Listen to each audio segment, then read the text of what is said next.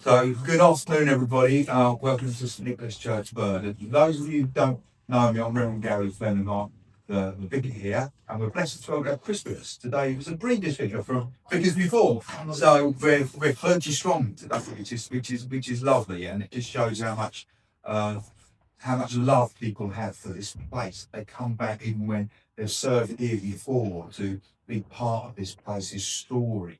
So what a wonderful thing. I'll just do a bit of housekeeping.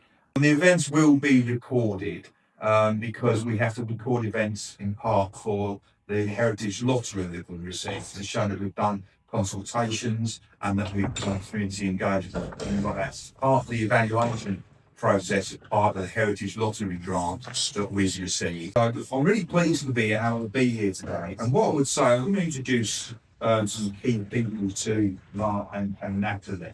But before I do that, I'd like to say how impressive it is what has happened here to date. When I started 14 months ago, the work needed to be done. The project was being very much talked about and planned and scoped, but the concept of funding and that didn't quite take off in terms of which direction and what we're going to do. Suddenly, a year later, probably, not even that, Heritage Lottery on board, this pace at which this has happened is phenomenal. And I say that from having been involved in other church projects, that 5 years on, they're still saying, well, hopefully we'll get that grant. It's really, really rumbled on. The good thing about that is it shows that the value everybody sees in this, but also gives you some reassurance that this project will deliver, and it will deliver to a good standard with commitment behind it. So the pace at which things have happened and the commitment that's been given to it is really, really quite spectacular. To move it from the position it was a year ago to where it is today is quite a thing. So I think that needs to be acknowledged, and well done to everyone involved on that. So I'd just like to introduce you to Mark Treadwell. Most of you will know, those of you that don't. Mark is a Berden resident and has been a PCC member since 2006. He's the village archivist, which has been since 2010. He's been a church warden since 2012. But of course, the usual tenure for a church warden is 30 years. So it's just the beginning of that tenure as a church warden in the village. So long may you reign, Mark, is all I can say in that. He's been a history teacher for 30 years and at Freeman College in Buntingford. And the term church warden is just not understood fully. Mark does so much. You can't even start to quantify how much he does. And he's also the church person in the village. People will come to Mark for church-related stuff all the time. So obviously I'm the vicar of 6 parishes, so I don't live in the village. I'm not present all the time in the village. People go to Mark all the time for stuff. So the old concept of church warden, if you like, caretaker of the church style image, doesn't do it justice to what it is today. So thank you, Mark, for all you do. And then we have Natalie. Natalie, I'm standing in front of the screen right now, I realise. Natalie, Mark's wife, Natalie Trackmore, is a Berden resident since 2006, which is good that those dates coincide.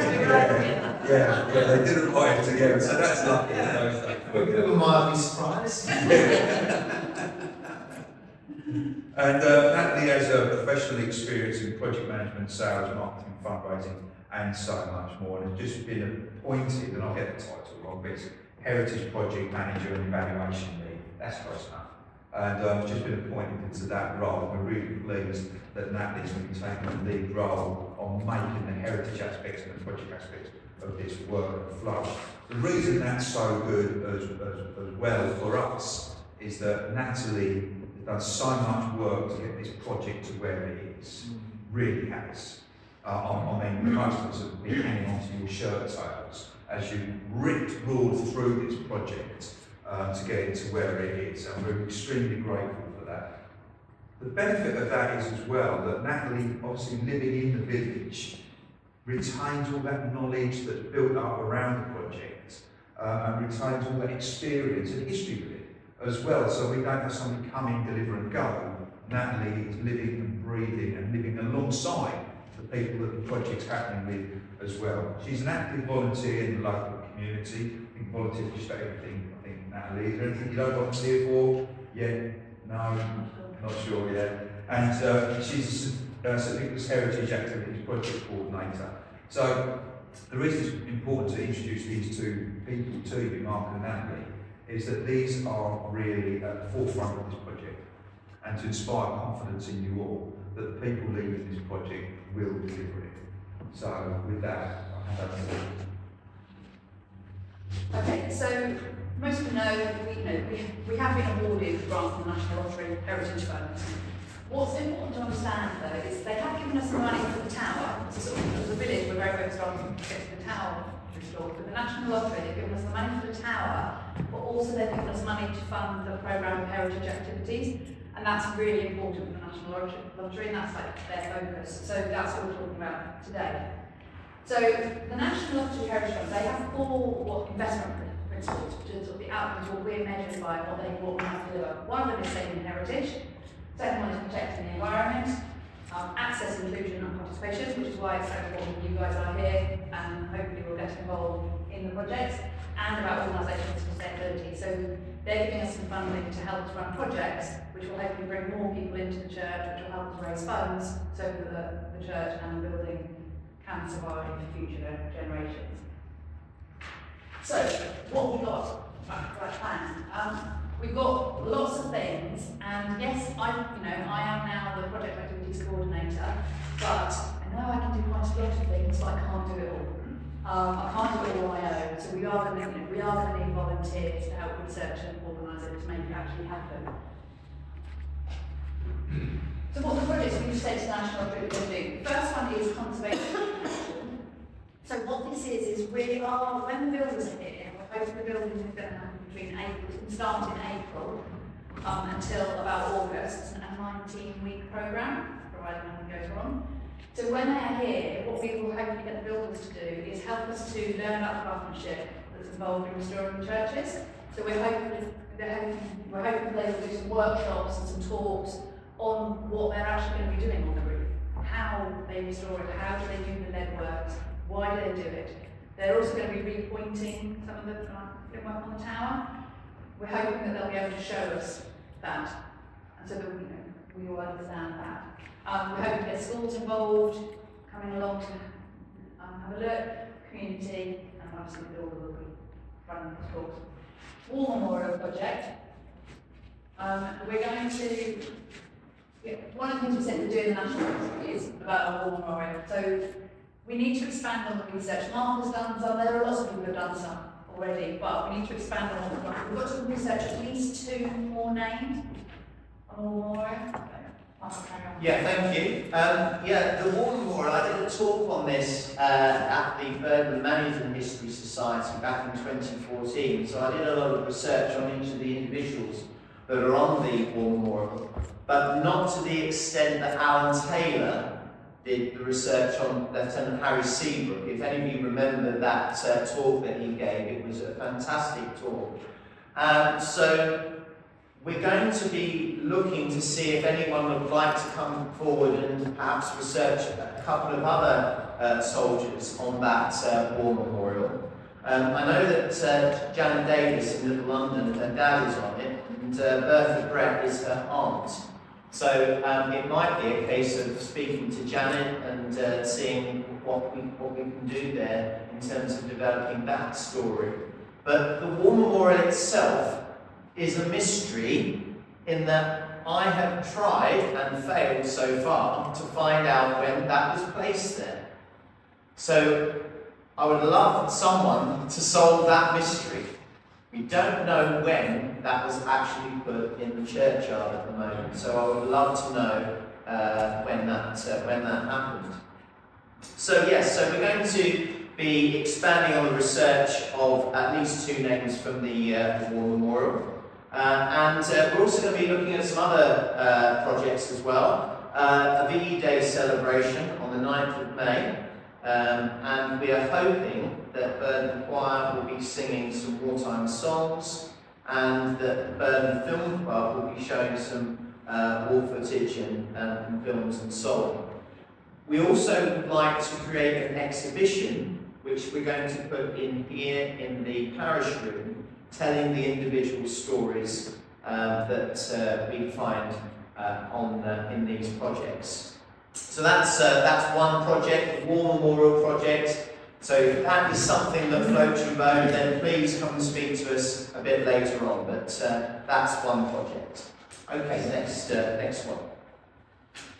Now this one is a lot broader. It's stories of Berden, and you may or may not be able to see our Berden Fire Brigade that we used to have here, which was with the Reverend Hudson, our Spindler's shop, just down there, and various other pictures we can show you. But what we're looking at is that one of the first things to do is to give people training in how to do some historical research.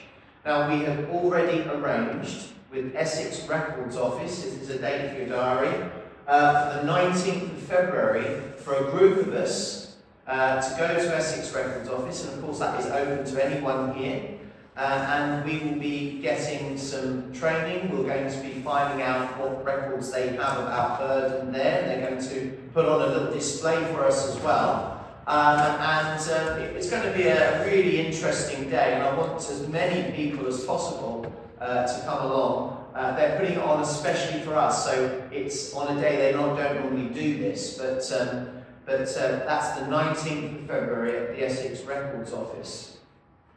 We're also going to be partnering with the Saffron Museum, along with the Essex Records Office, to review and catalogue and research the archive that I've been building up since 2010.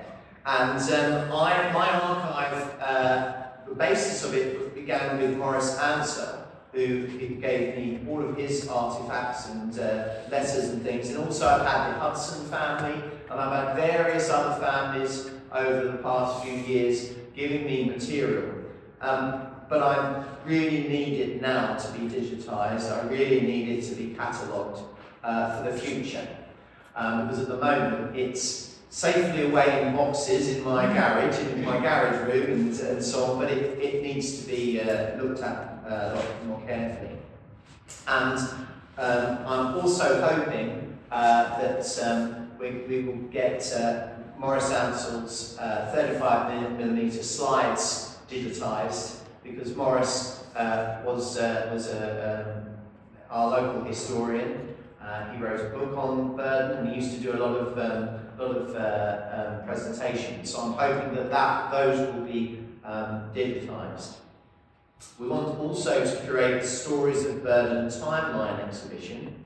Now, I know that at Clavering they've done quite a bit on this sort of thing. So, for example, they've managed to put together booklets of individuals who share their memories, and they've put photographs in and so on. So they've produced booklets, and I just think that perhaps that's something that we could be thinking about as well. Berden Remembered, and that is open to anyone in the village or anyone who's left the village and would like to share memories. So that is something that is a possibility. An example of that was Malcolm Smithers, who's hoping to be here today, but I haven't been able to, but his parents used to run the shop, and so he's very keen to share the stories of him growing up in the village. We've also, when we had our that inspector come round, he went up to the tower and he found a lot of graffiti. And we've got graffiti that is, well, we've got graffiti going back to the 18th century at least, up there with family names like King and so on. So again, it would be interesting to see who they are in terms of, their links to Berden and so on. That's all up there to discover as well. Okay. This church had national fame in the 1930s. It was a church that was one of the few churches around the UK that was known for its boys' reputation. And this again is another project that we're looking for volunteers for. Research into Berden's Boy Bishop ceremony. I know that there's footage of it that was on the newsreels on YouTube. Even today you can see that. But I also have the Hudson Family Archive, and it was the Reverend Hudson that established the Boy Bishop ceremony here. So I have that archive, including all the ceremonial robes. I've got the books. We've got the staffs still there on the wall there that Reverend Hudson made himself, the Boy Bishop ceremony. So again, this is something that I'd like few people to look into and see whether we could bring it back for the 6th of December, which is St. Nicholas's Day, in 2026. And we're hoping that the service would be led by Reverend Gary Fleming, but also we're looking for help in adapting and bringing up to date the play that Reverend Hudson put together. So we're really looking for perhaps a few volunteers to help us with that.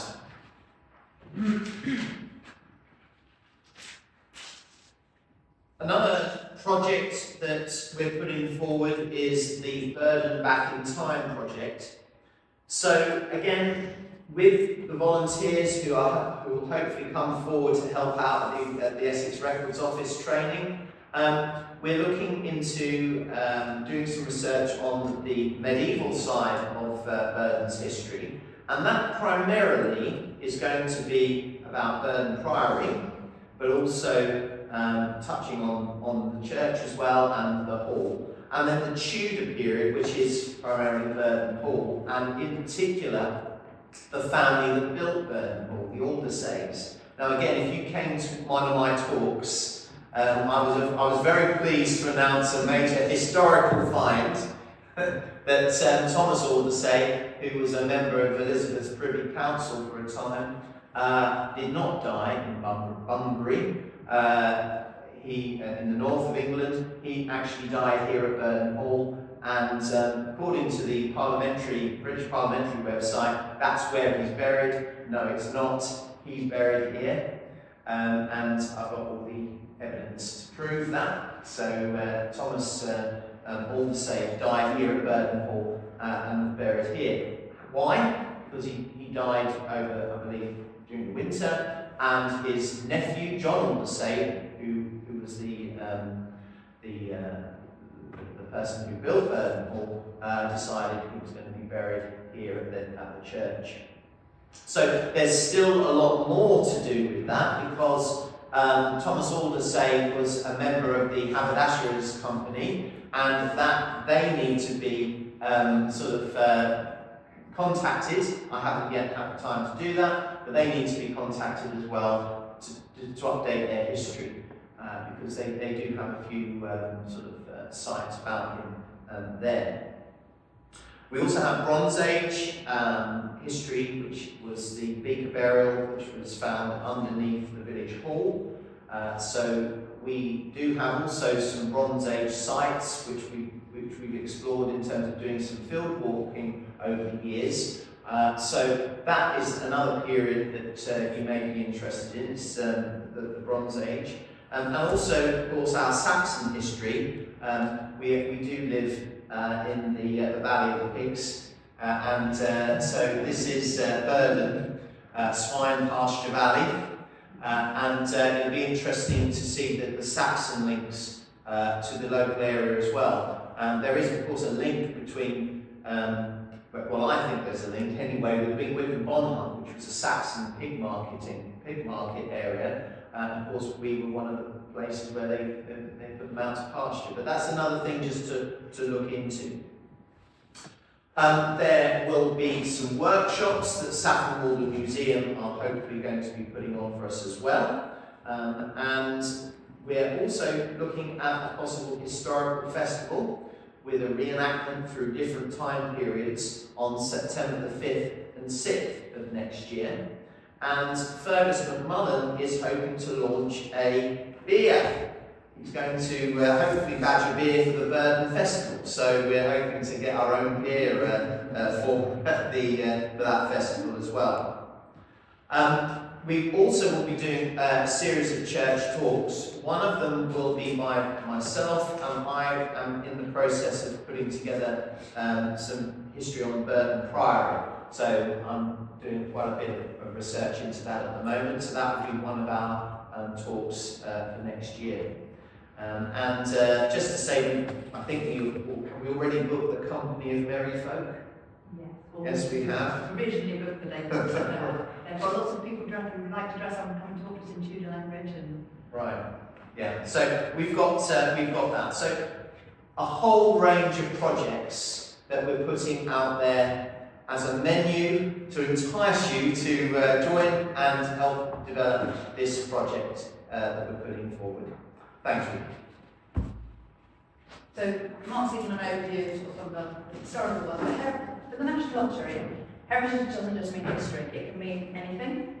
So they're also interested in like nature, heritage of nature. So we are also going to do Welcoming Wildlife project, which John Berden's very kindly sort of agreed to get involved in, like about maintaining the churchyard. We'll be doing wildlife audits of the churchyard during the day and evening. We will be looking at creating new wildlife habitats. We've made Buckingham Palace, which is out already in the churchyard, but we're going to be looking at what else we can do, whether it's hedgehog houses, bat boxes. These are all just ideas. We'll be creating nature trails in the churchyard for children, adults and families. We'll be doing some wildlife tours, like whether it be swifts, bats, hedgehogs, all sorts of animals. And another thing that we're hoping to do is with the church, there are various awards. Berden currently has a Bronze Eco Church Award.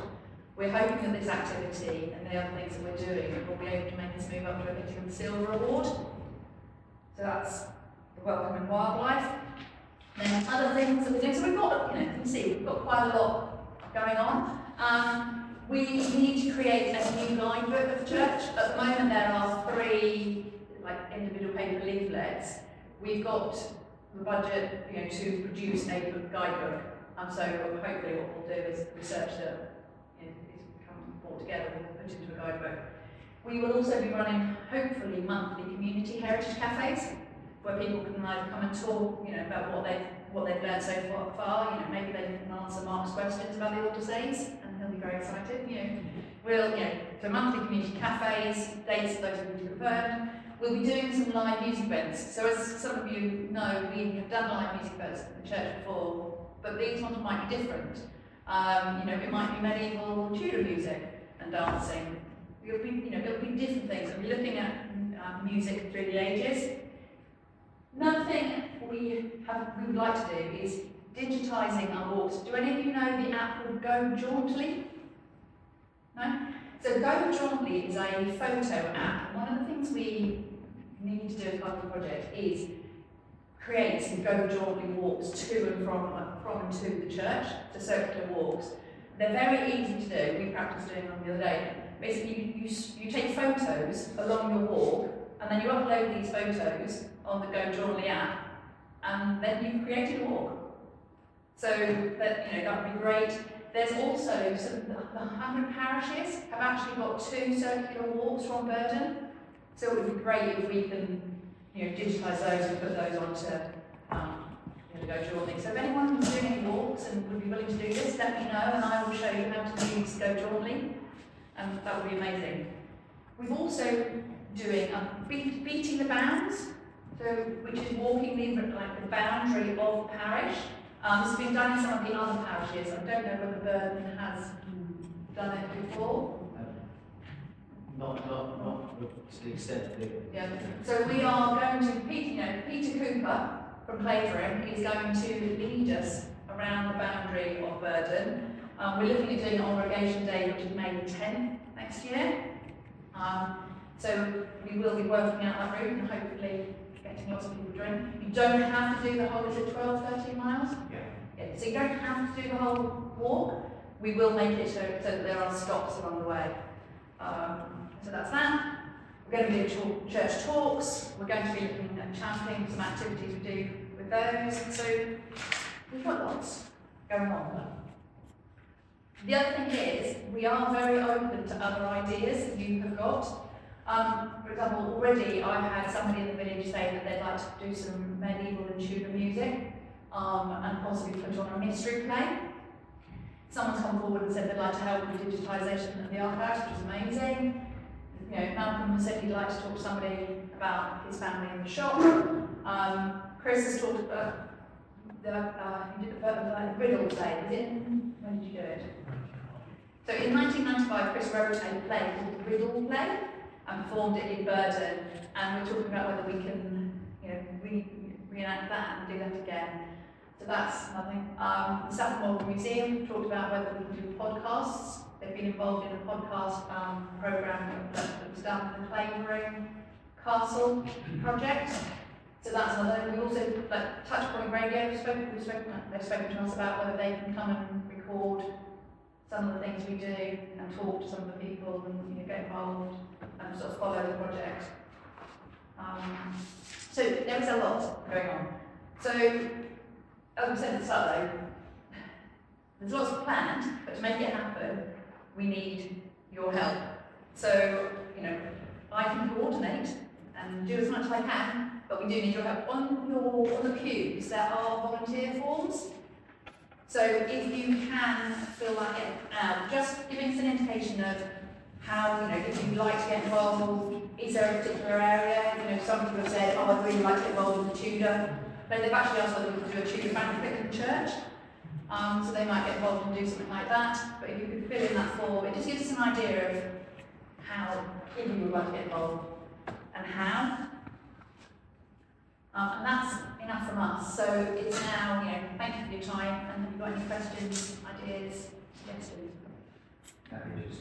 Just with the volunteering, I think people wonder what that commitment is going to be, and they get concerned, they put their name against something, and suddenly it spirals and becomes all consuming, and that can be a barrier sometimes for people volunteering. I'd just like to give assurance to everybody that with anyone who volunteers, we work with what we're able to offer, rather than, you know, place high expectations and demands on people. So if it's something that actually you think, I'd be interested in that, I'm not sure what I could give, but I'd be interested, we'd be grateful and really just grateful for anything you can give, rather than us trying to demand more than volunteers are able to give. So it's just a way of reassurance, really. You're not signing your life away to something that's going to consume you for the next 18 months if you put your name against it.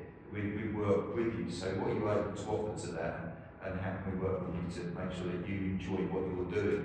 The idea being is at the end of it, if we was to run the village or the church run another large project like this, you would want to say, John, I really enjoyed that, I really enjoyed doing that, and I would volunteer again. Not, I hated that because I never put my name down, I couldn't wait for it to end. That's not where we want to get. So please be assured that, you know, we'll hold you very gently in that space. What's the time, Natalie? I mean, obviously, lots of things you want to start ASAP, particularly in 2026. Have you got any ideas that we've got? Just mentioned 18 months. I mean, is that the type of time scale that everything's finished and concluded, or some of these things never will conclude, they'll be ongoing? Well, so the plan, or hopefully, so we have got a timetable of a lot of the activities and events that we are planning. We are hoping to get done in 2026. The National Lottery, we have to have spent all the money, completed the tower restoration, and evaluated in full by about May 2027. So there may be some events that we go, actually, we can't do something in 2026. It needs to slip into 2027. But the programme is, so, you know, February we'll hopefully start the Heritage Cafe, and we'll have the Essex Record Office training. In March we'll have a cafe. April, you know, so cafe is every month. Church talks usually start around April, May. Oh, May disappeared. Sort of over. May and June in my world go the wrong way around. Yeah, we'll have a VE Day event in May, hopefully. War Memorial Exhibition. The question is whether, that's one of the things we might, you know, we do need to do, but whether we do it in May or whether we potentially do it in November, so we can do it linked into remembrance.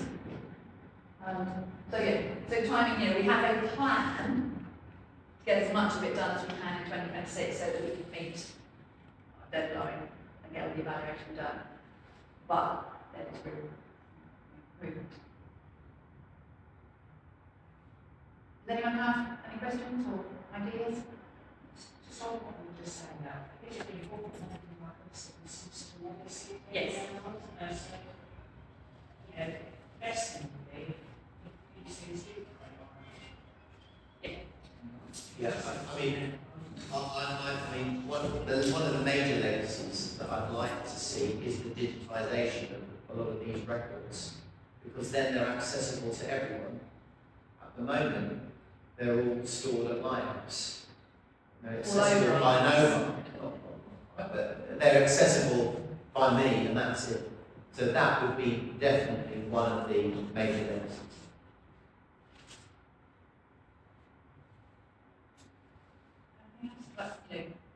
John was giving us some information that Ron is keen to do a couple of events, which I found very exciting. And, She's working on ideas. yeah. Yeah, brilliant.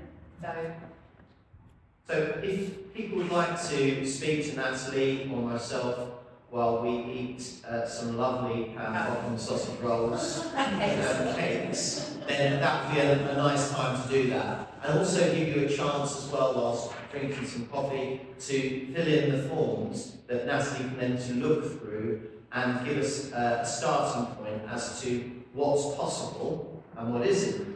Because I am aware it might seem that we've just basically machine gunned you now just a minute ago with all the projects, but we can only do what we can do as a community, and it's just what we were trying to do is give you a flavour of the range that is currently on offer. So you know, I think that's just something that we were just trying to do this afternoon. And of course, there might be something that you might put forward as well. Okay. Lovely. So I just got to thank both for what you've done. I think they did a round of applause.